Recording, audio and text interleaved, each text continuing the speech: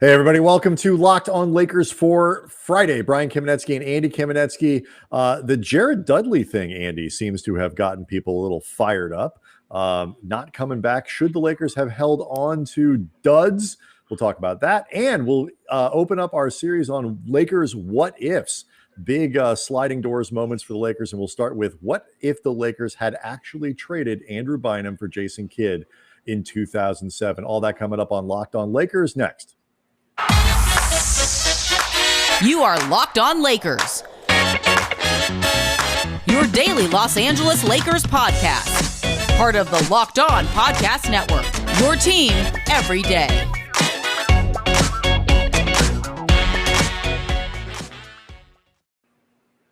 All right, so Andy, we talked, I don't even remember anymore. Time is still kind of meaningless. I think it was last week about, Jared Dudley when the Lakers were working out different guys. It was reported that Dudley, I think by Mark Stein, probably wouldn't be back based on who the Lakers were working out and the idea that they wanted to keep a roster spot open. This week we learned that Dudley was going to go with Jason Kidd, abruptly retired, and join Jason Kidd's staff in Dallas as an assistant coach. So not terribly surprising that he ended up not staying with the Lakers. The writing appeared to be on the wall. But we really haven't had a chance to talk much about what it means for Dudley to be gone. And Lakers fans, many of them, have been surprisingly, I think a lot of them kind of upset by it. Bill Plaschke at the LA Times wrote a column that came out on Thursday, correct? That was kind of really took the Lakers to task for not bringing Dudley back. Are you at all surprised, first of all, at the reaction to Dudley leaving? I have personally not seen quite as much despair as you may have. I'm not saying it hasn't happened. I'm just saying it hasn't personally run across the timeline when I happen to have been monitoring it. I did read Bill's piece. I understand where Bill is coming from a very non-specific 5,000-foot view of the situation. Like what he is talking about in terms of the leadership qualities that Dudley brought to this team, they're real. I mean, even though he did not play a ton during the championship year and barely played at all and wasn't even available for a lot of that second year, his presence in the locker room did matter.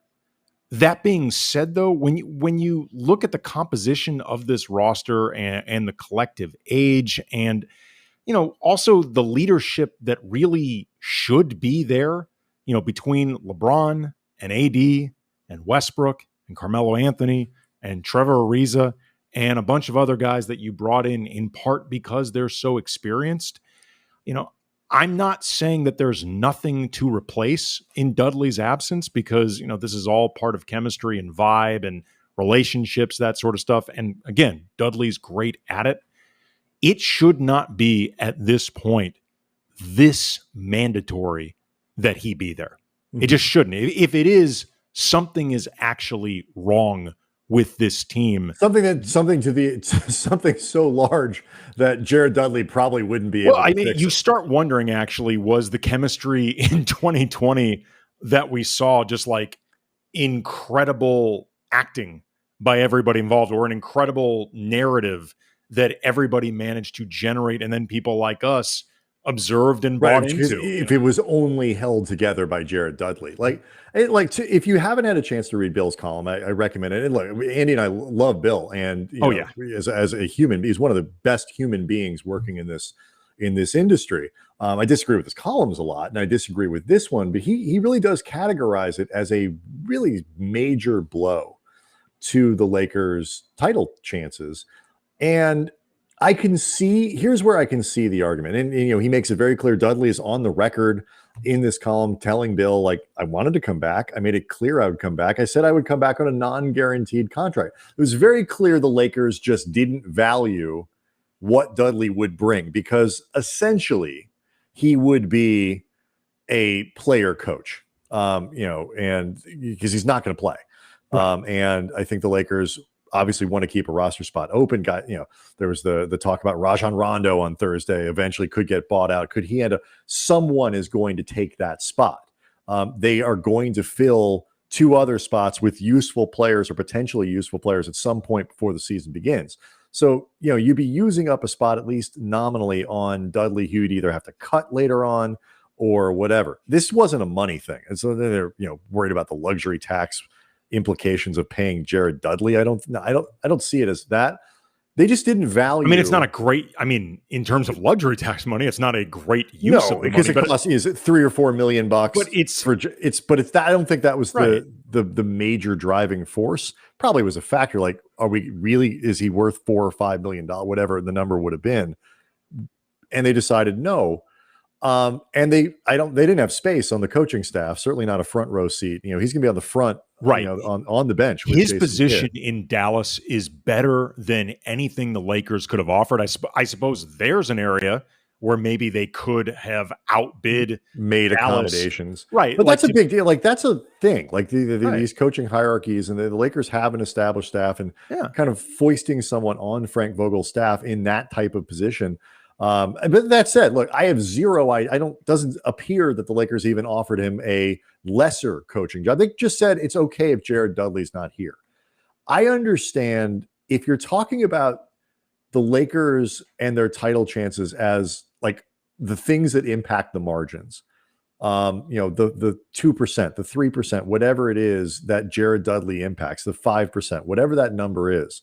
If you can only backfill that with the veterans that you talk about, and you're leaving something behind, that could have an impact. Like you said, it's not meaningless that Dudley is gone. But man, what are these other guys for? Right. What is LeBron for? What is Trevor Ariza for? What is Carmelo, who is a fantastic locker room guy and can really be a bridge between stars and role players now doing what he does? What is he for? Yeah. I just feel like at this point, again, not to discount what Dudley brought to the team because it was real. If at this point, Jared Dudley serves as a binky for this team, or like, the equivalent of, a comfort animal or whatever, like something's wrong. I mean, again, I'm not saying this to be snide toward Dudley. I'm just saying like you have to be able to move past this. It's worth pointing out. It's also worth pointing out every other contending team had the opportunity to sign Dudley if the Lakers weren't going to. Right. Like I've seen, and none of them did. Yeah, I've seen comparisons to like what the Heat have done with Udonis Haslem, and Udonis Haslem means more to that organization than Jared Dudley ever will. Like they literally owe Udonis Haslem.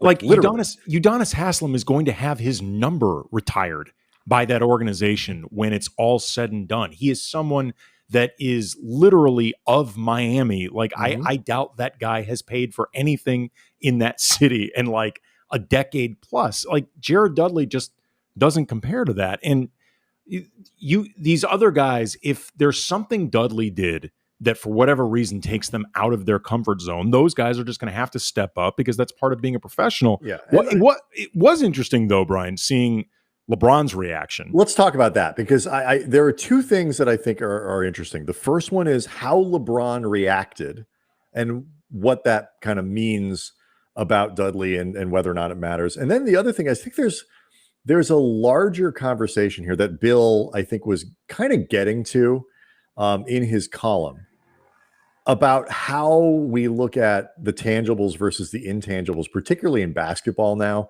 that is so analytics driven. So we'll do that next.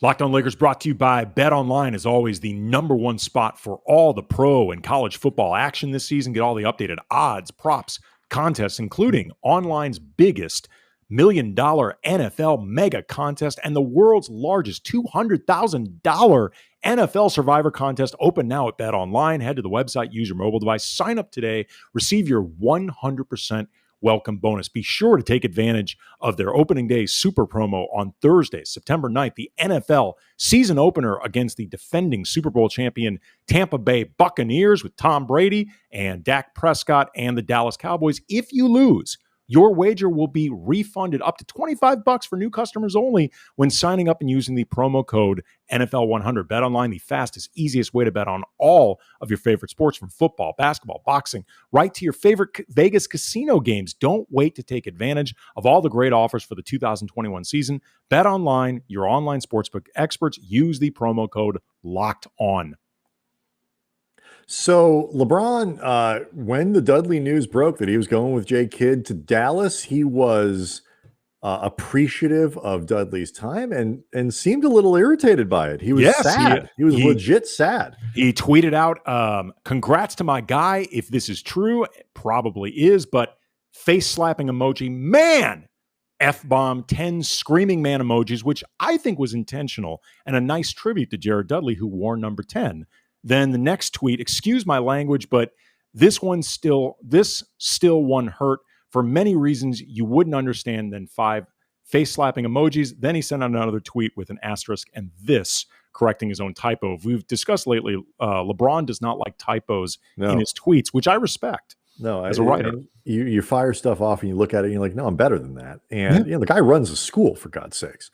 And he's a media mogul. I will say this. I don't know how deeply the Lakers consulted LeBron on this move. I mean, LeBron has gone out of his way to try to make it clear, I am not the general manager of the LA Lakers. I think we'd all be delusional if we didn't think that LeBron goes out of his way to undercut that. But right. I mean, that's what I was about to say. Like, it's pretty clear he gets a vote, but I mean, Jared Dudley at the minimum, even with the luxury tax implications, if LeBron drew a line in the sand and said, look, dudes, Rob, Kurt, you got to bring him back. Like it is going to make me upset, like really genuinely upset. Like, you're doing real damage to this team if you don't bring him back. I think they'd have found a way to bring him back, even if it meant that Jared Dudley would be co-starring in Space Jam 2, like New Legacy 2, next to Dame Lillard, who's going to come. Space 2 Jam, right? Exactly. He didn't do that, which is fine. I'm not advocating that he should have, but like, again, it's both reflective of the importance of Jared Dudley and how much he genuinely meant to these guys. They loved him. Media loved him. Coaching staff loved him. Everybody loves Jared Dudley. He's very good at being loved. But it's also reflective of the idea that you said before. I think that it's like, okay, but we can move on. Like, I can be happy for the guy. We'll be okay. Or maybe this was, in their minds, the Lakers exercising power over LeBron, like saying, look, you may think you run the joint just because we gave KCP a balloon payment a year before you arrived as a means of maintaining legal daily contact with Rich Paul, your agent, and then we traded the entire team to get Anthony Davis, who you were on record as wanting. Then we got Russell Westbrook, who you wanted, and traded half the team to get him, even though he's not a natural fit. And we 1 year brought in J.R. Smith, despite him being super washed. And we brought in Jason Kidd as the obligatory assistant coach, despite being totally uncomfortable with his past. Then we brought in David Fizdale, who's totally your guy, to replace Jason Kidd, who's totally your guy. But lest you think you're running this joint, dude, we did not bring in Jared Dudley, so-called king. I see you had thought about this potential possibility as a talking point. That wasn't entirely off the top of your head. I don't know. But I'm not saying you can't get away with one roster spot where you have a guy who isn't going to play, but particularly if you want to keep one open, which I think is smart, you don't necessarily, you got to be careful. And I think that you really do want to fill it up with as many potentially useful rotation players as you can, or guys that can play in a pinch. I just don't think Duds is that guy. No. All right. Anyway, the what if game, Andy, has become kind of the big rage in the offseason. Carmelo Anthony commented on it. It might have even been a week or two ago. The possibility of, like, what if Carmelo Anthony had stayed in Detroit, like actually been drafted in Detroit instead of them taking Darko. Yeah, he was talking about that on the All the Smoke podcast. Right, All the Smoke guys. So we put it out to people at Cam Brothers on Twitter. You can also send us some stuff at KamenetskyBrothers@gmail.com of some really fun Lakers what ifs. And one of the best ones I think that we got right away, a few people put this one out, was what if the Lakers had, whether in the trade deadline of 2007 or I guess the summertime of 2007 when Kobe was going off, what if they actually had traded Andrew Bynum for Jason Kidd? The downstream effects of this one, Andy, are fascinating. Yeah. I mean, the first thing that came to mind for me was this may have ultimately cost them a shot at Pau Gasol, because I don't know if they would have had the necessary stuff later on to make that move, because they're almost certainly going to end up moving Andrew Bynum for Jason Kidd. He would be the one that the then New Jersey Nets would have wanted the most. And Kwame Brown maybe is thrown in there to make the money work the same way he ultimately was as time expiring the next year with Memphis, that you end up getting Pau. But I wonder if that's considered enough talent from the Nets' eyes to get Jason Kidd. I mean, Jason Kidd at that point, reportedly they won. Kidd was 34 years old, was playing very well. Yeah. Yeah. And reportedly they wanted Odom and Bynum. Right. And the Lakers said no. Let's just say you end up with Bynum, Kwame, Jordan Farmar. Like, that ends up getting it done, because the Lakers wanted to keep Bynum and Odom. You're eventually going to have to give up Bynum if you want to make that deal, but maybe you're able to hang on to Odom. I don't think Lamar Odom as the centerpiece of a deal gets you Pau Gasol, because it would have been the exact opposite of what they were looking to do, which was get young players, and then in the case of Kwame, an expiring deal. Okay. Lamar was, reasonably high price, $13 to $14 million, and you still had a few more years left on his deal. I don't know if that's actually appealing to Memphis. Right, but how about this for a sliding doors thing?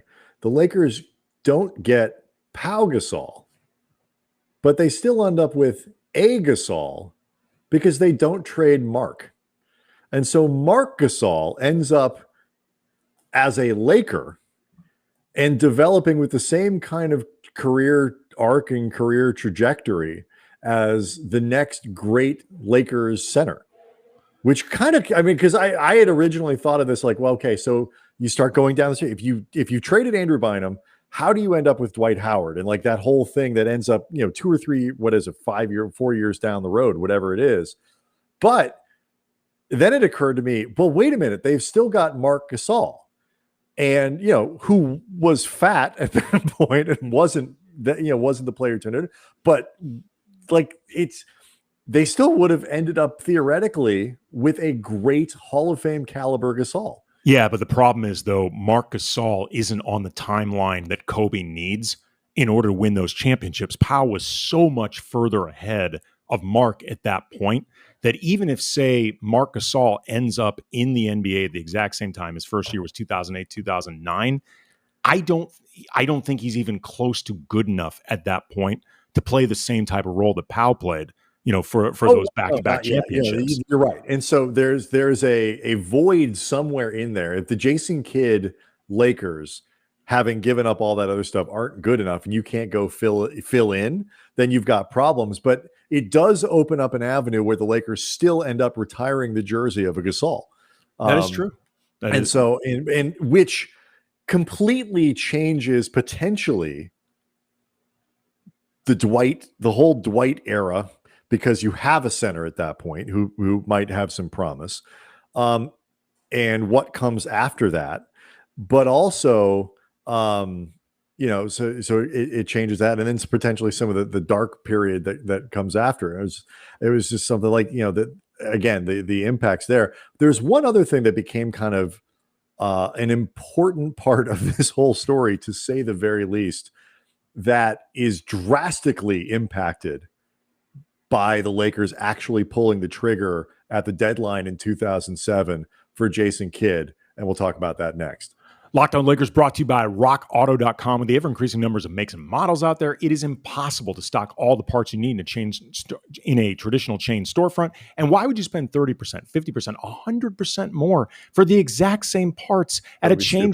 Don't do that. Yeah, I mean, it's ridiculous. You can get it for way less at rockauto.com. For example, Honda Odyssey fuel pump, $353 from a chain store. It's only $216 at Rock Auto. So come on, man, be smart. They're a family business. They've been serving auto parts customers online for 20 years. Go to rockauto.com right now. See all the parts available for your car, your truck, right locked on in the How Did You Hear About Us box so they know we sent you. Amazing selection, reliably low prices, all the parts your car will ever need. rockauto.com.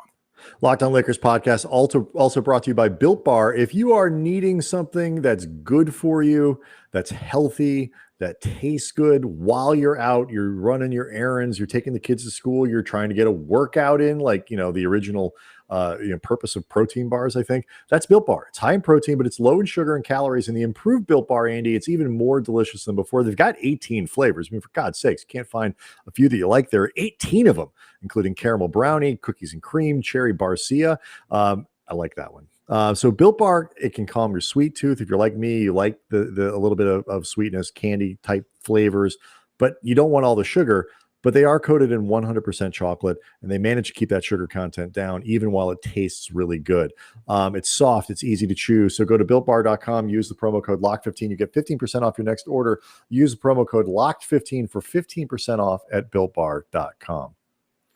One of the most, I think, interesting things just about, and I don't even know how this impacts the on-court product for the Lakers, but it significantly impacts their history. If the Lakers pull a deal, whether it's right at the end of the season or after the playoffs are over, or actually at the trade deadline that February for Jason Kidd, the parking lot video does not exist. In theory. At the very least, it's very different. It's not him yelling that the Lakers should ship out Andrew Bynum for Jason Kidd. Maybe he's complaining about something else if that season goes down in flames, which, by the way, it might have, because I don't know if they'd have been good enough to win. But it all really depends on whether or not they were able to keep Lamar Odom in that equation. Let's say they did. The Lakers had a competitive playoffs. It wasn't Smush Parker and Vlad Rad, or whatever. Right. It was better than that. Chris Mim. And so, you have a team that makes the conference finals, whatever it is. He's not in the parking lot in Orange County yelling at people on, random strangers on what ends up being a like the earliest examples of cell phone videos. Yeah.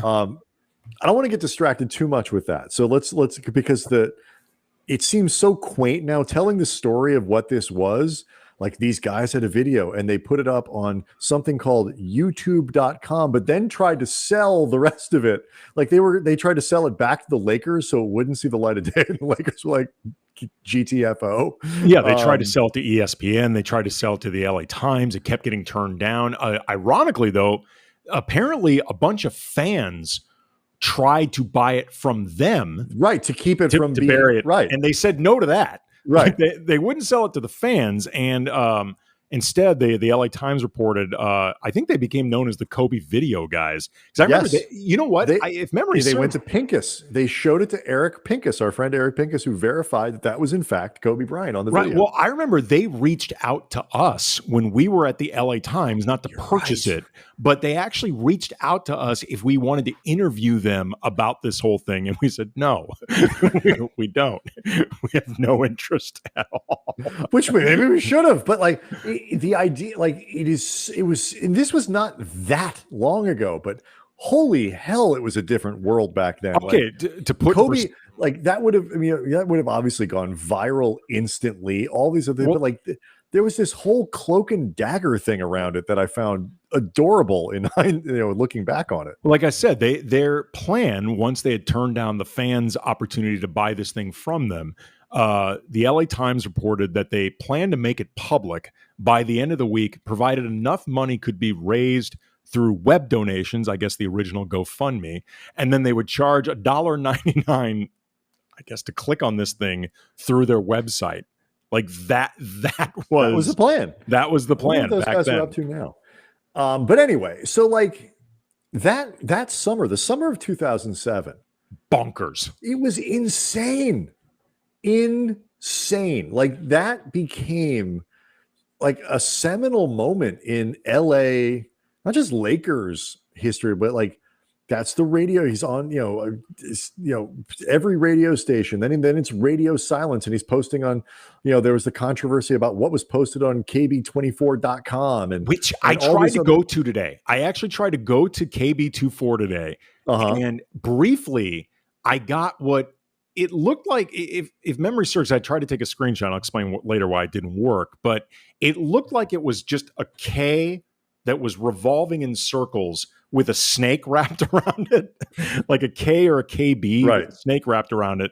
And then I wanted to go back, and it started saying that I needed a password. And I'm now very concerned that I got phished. Like PHISHED. I'm very, very concerned that all of my data is in related news. I've got this fantastic opportunity doing a tragic car accident in Nigeria. Yes, but I don't know if those two. Yeah, it was. That's what KB24.com was. It was like, remember Kobe's first tweet was just him tweeting out, "Can you hear me now?" Right. But it's just so like this, for people who don't remember, like this was, it became part of the mythology of Kobe. Was not just the like, will he stay, won't he stay, will he force the Lakers' hands, whatever, but it became kind of part of the thing that like Kobe forced the Lakers' hand here. Like, that he forced the Lakers into making big moves. They trade for Pau Gasol next year, and the rest is history. Reality is the Lakers ignored him. They didn't really do anything. They didn't trade for Pau right away. That came in, in the season. And by the biggest move they made was bringing in Derek Fisher, who became unexpectedly available. Right. Like that was really the big move they made in the moment with Kobe's trade demands, was bringing in Fish and saying, we're not going to trade you. Trust us. There were some discussions. I know like there was a possibility of moving into Detroit. It became complicated because even if the Lakers had wanted to trade Kobe, which they didn't, he had this no trade clause, which meant essentially any other team was negotiating with the Lakers and Kobe. Right. Kobe, who wanted the best possible team around him, and the Lakers, who wanted the most stuff back. And I just, what happens to this piece of Lakers history? And like, would it have been a smooth sail through then, and you come back with Jason Kidd, and like that summer had a massive impact on the way that people thought about Kobe, the way people looked at him, and all that kind of stuff. And it became really important. And like, it all ended up ironing out. And people forget the Lakers were in first place when they made the Gasol trade, because Bynum was playing, in part because Bynum was playing so well and had made such a good jump between 06-07 and 07-08.